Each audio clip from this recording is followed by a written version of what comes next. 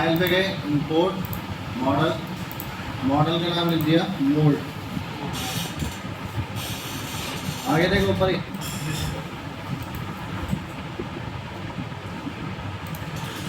ये मॉडल है, इसको सॉलिड कर लिया आपने। ब्लॉक पे गए, कैलकुलेट एंड एक्सेल, जैसे नॉर्मल वर्कबेंच बनाते आए हो वैसे ही बनाना है।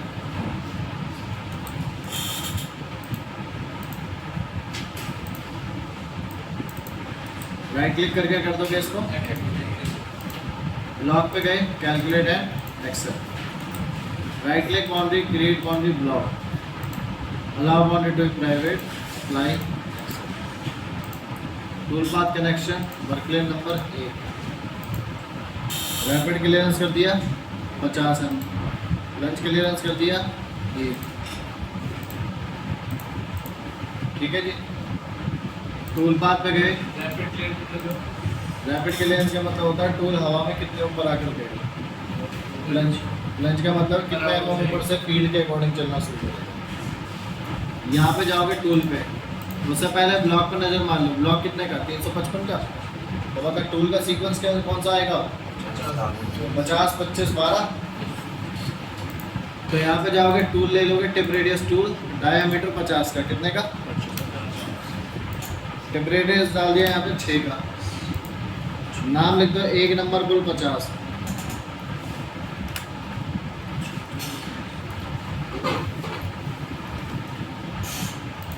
मॉडल पे गए, कट डायरेक्शन, एरिया, थिकनेस 0.5 से लेके strap over, strap down 0.4। Offset पे जाओगे, स्पाइरल ऑन, अनजिप पे जाओगे, लिमिट चालू करके टूल का 5%, यानी कि कितना हो गया भाई। इसके बाद फ्लैट मशीनिंग को क्या कर दोगे आप लोग, लेवल, और अप्रोचेस को भी क्या कर दोगे, अनटिक।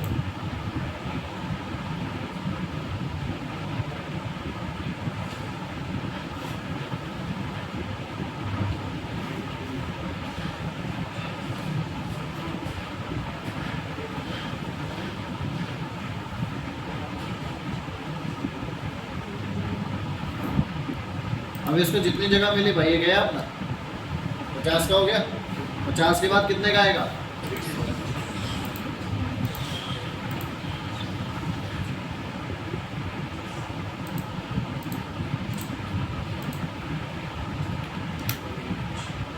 टिप रेडियस दे दिए 0.8, यहाँ पे नाम लिख दो 2 नंबर एंड 25। स्टेप ओवर कितना आएगा,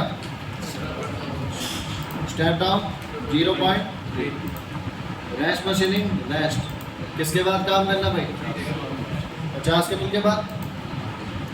इसके बाद अनसेफ को हटा दोगे, फ्लैट मशीनिंग को कर दोगे फिर से, अप्रोचर अनटेक।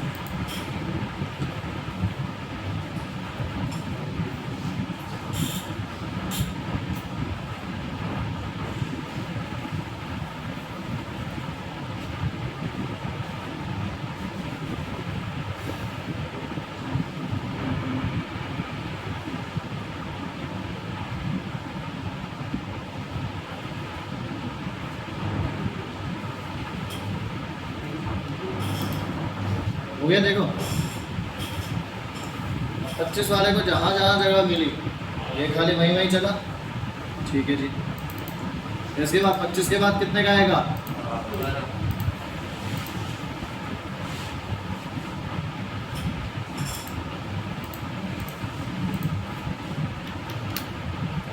यहाँ पे नाम लिख दो 3 नंबर एंड 12।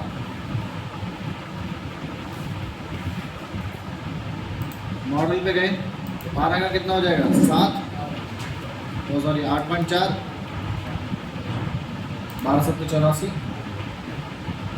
इसके बाद 0.2 रेस्ट मशीनिंग, रेस्ट किसके बाद काम करना है वैसे,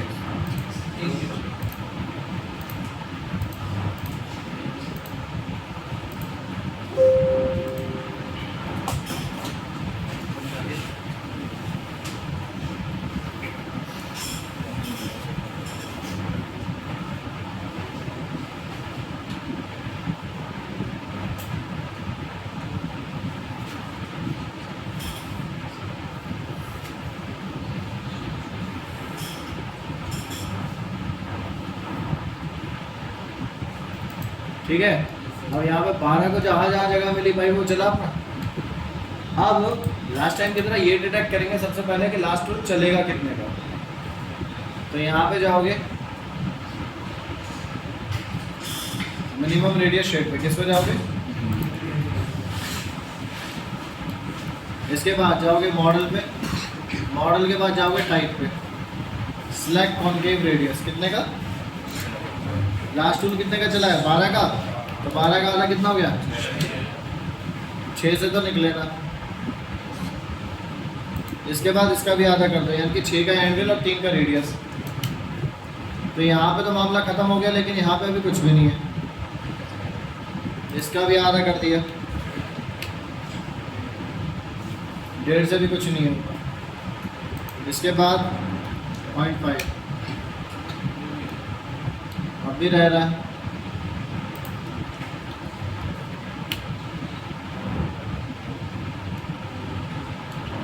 यानी कि 0.5 का टूल चलेगा। ठीक है। अब इंडस्ट्री की बात सुन लो। यहाँ पे इंडस्ट्री देखो क्या कहता है कि 5 से नीचे जितने भी टूल आते हैं ना अपने पास, उनकी लेंथ होती जाती है कम, उनकी एक स्टैंडर्ड लेंथ आ जाती है। जब 5 का है तो उसमें आपको 25 mm की कटिंग विड्थ मिलेगी और 25 mm की आपको ओवरहैंग लिमिट मिलेगी। 3 का 4 का सेम ऐसी हो जाता है, उसमें 20 mm पे आ जाती है। 1 का 2 का 0.5 का 1.5 का जो ये रेंज में आते हैं उसमें कटिंग लेंथ मिलेगी सिर्फ और सिर्फ 15 से 10 mm। और जो 0.5 के हो जाते हैं उसमें कटिंग लेंथ ही खाली होती है 5 mm की। तो इतना डीप लंबा तो टूल जा नहीं सकता। तो वो क्या कहते हैं कि आप इसमें लास्ट अपना वो एंगल चला दो जो आपके पास एप्लीकेबल हो। उसके बाद इस पर जो प्रोसेस होगा उसके बोल जाता है ईडीएम प्रोसेस। क्या बोल जाता है?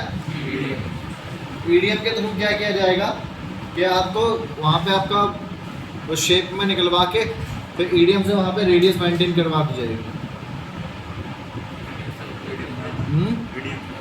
ईडीएम मशीन देखी है?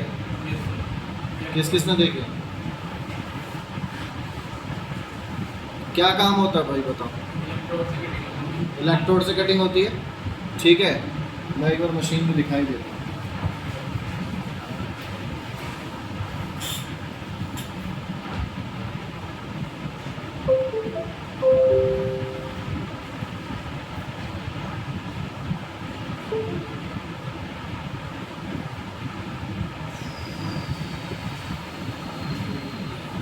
और ठीक है, तो लास्ट में टूल चलाते हैं 6 का एंगल।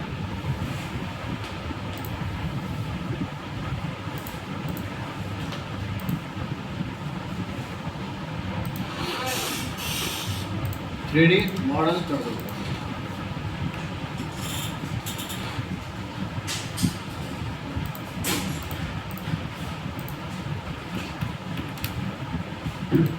यहाँ पे नाम लिखे 4 नंबर एंड 6।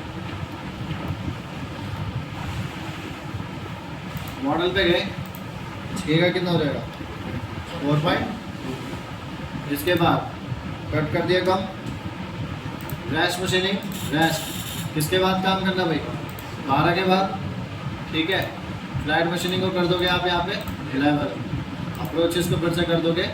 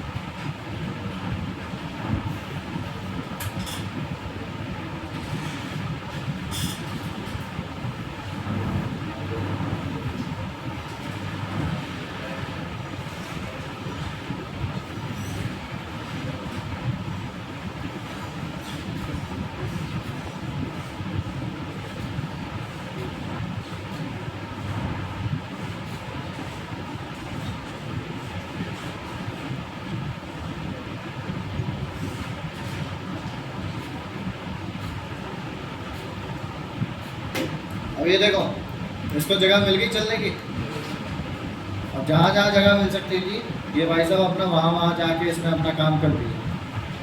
चलो जी। मैंने कल भी एक बात बताई थी, अगर आप लास्ट में फाइंड आउट कर लेते हो कि आपका कितने का चलेगा, तो फिर आपको अपना कॉर्नर पेंसिल फिनिशिंग चलाने की ज़रूरत नहीं है। ठीक है, तो वो एक स्टेप बच गया। अब यहाँ पे देखो, इसमें यह समझना होता है कि जब आप 3D करते हो तो 3D के कंसेप्ट में आपको सबसे पहले एक चीज़ ये समझनी होती है कि आपकी प्रोफाइल फिनिश होगी कैसे, मेन पार्ट एरिया कौन सा है, क्योंकि सबसे पहले फिनिश वही करना है, बाकी तो सपोर्टिंग रोल के लिए होते हैं। ठीक है, अब जैसे ये व्हील दिख रही है आपको, ठीक है, तो सबसे पहले तो मेन पार्ट तो यही है, मेरे को इसी को फिनिश करना है, टूल इसी के ऊपर आना चाहिए। तो हम लोग क्या करेंगे, अंदर वाली बाउंड्री को सिलेक्ट करोगे, सेम एज बाहर वाली को भी सिलेक्ट करोगे, right click boundary, create boundary, इसके बाद कर लोगे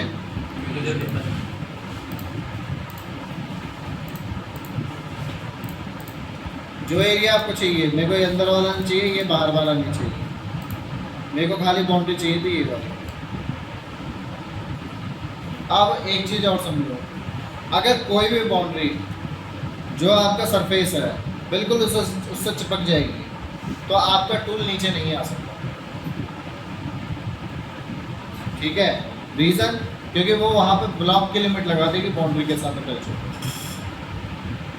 और उस केस में जितना खाली टूल को जगह मिलेगी, टूल खाली वहीं तक जाएगा, उससे आगे नहीं जाएगा। आई बात समझ में? तो अब देखो, एक बार चला के दिखाता हूँ, tool path, finishing, 3D offset, tool पे गए, ऑल नोज 16, 5 नंबर बॉल 16 ले लिया,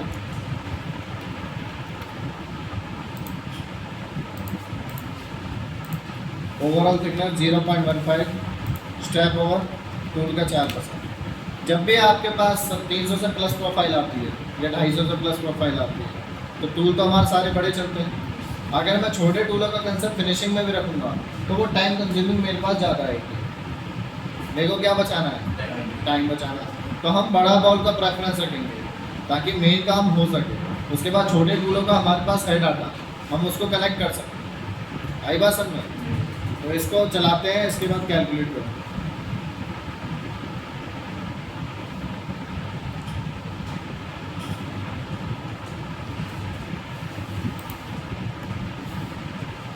ये देखोगे बाहर आया है, अब जब बाहर ही नहीं आया तो दिक्कत नहीं है, दिक्कत नहीं है। क्यों? मेरे को तो यहाँ पे इसके साथ इसको भी चलाना था, तभी तो प्रोफाइल का साइज बनता हुआ जाएगा।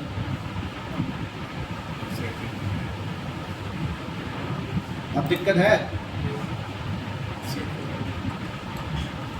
तो देखो करना क्या होता है, जब भी आपके पास इस तरह से बाउंड्री आ जाती है, तो अगर बाउंड्री अपना जगह नहीं छोड़ दी तो हम बाउंड्री को बढ़ा सकते हैं। कैसे? Right click on boundary, curve editor, किस पर जाओगे? यहाँ से जाओगे ट्रांसफॉर्मेशन, ट्रांसफॉर्मेशन से एक ऑप्शन मिलेगा आपको ऑफसेट का। किसका मिलेगा?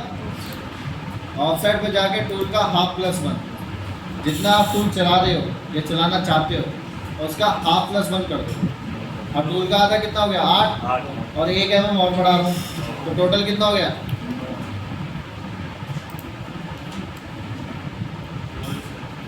हो गया।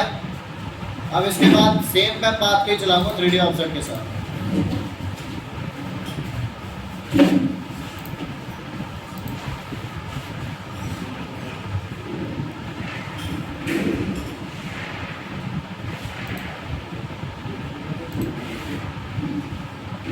इसके बाद 3D ऑफसेट हो गया, सब कुछ सेम रहेगा, बस कैलकुलेट करें।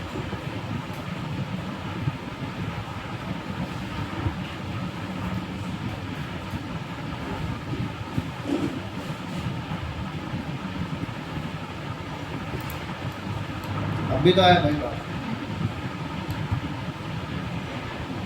आया ना? सेम ऐसे ही अब 12 का बॉल लगा देंगे फिनिश के लिए।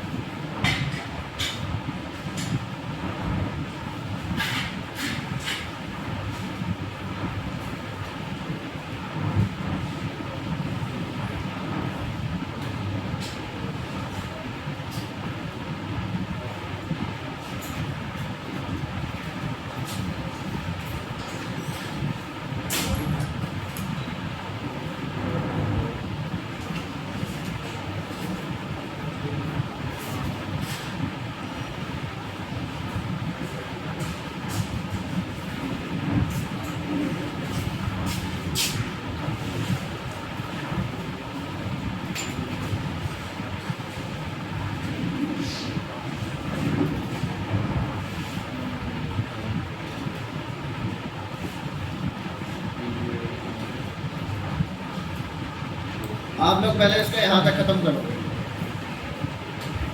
अभी खत्म नहीं हुआ मॉडल, इसको अभी 6 स्टेप तक खत्म करना है। इसमें जो टूल पाथ बनेंगे वो बनेंगे 11 से लेकर 12 तक, ठीक है। तो आज तो आधा खत्म कर दिया, आधा कल की डेट में खत्म हो जाएगा, लेकिन यहाँ तक सबको खत्म करना है। इसके साथ एक और मॉडल का नाम लिख लो, फेरोस का, FAROSCA,